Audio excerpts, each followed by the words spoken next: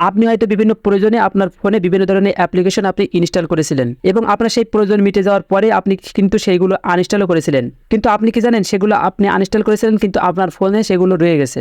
আর সেগুলো থেকে যাওয়ার পরে কিন্তু আপনার ফোনে স্টোরেজটা ফুল আছে এবং আপনার ফোনটা কিন্তু হ্যাং করে, ল্যাগ করে। তো আপনি কিভাবে সেগুলো স্থায়ীভাবে রিমুভ করবেন আজকের ভিডিওতে আমি সেটা দেখাবো। তাই স্থায়ীভাবে রিমুভ করার জন্য ফার্স্ট অফ অল চলে যাবেন আপনাদের ফোনের গুগল প্লে স্টোরে। গুগল প্লে স্টোরে আসার পরে এখান থেকে আপনারা আপনাদের প্রোফাইল আইকনের উপরে ক্লিক করবেন। প্রোফাইল আইকনে ক্লিক করার পরে এখানে ম্যানেজ অ্যাপস অ্যান্ড ডিভাইস এখানে ক্লিক করবেন। এখানে আসার পরে আপনার জাস্ট এখান থেকে এই ম্যানেজ এখানে ক্লিক করবেন।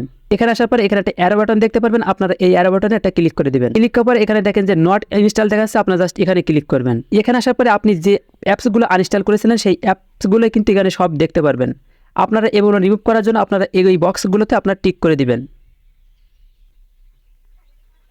এই বক্সগুলো টিক করার পরে এখানে দেখেন যে একটা ডিলিট অপশন আছে, আপনারা এই ডিলিট অপশনটাই ক্লিক করবেন। ডিলিট অপশনটা ক্লিক করার পরে এখানে আপনাদের রিমুভের জন্য পারমিশন চাইবে, আপনারা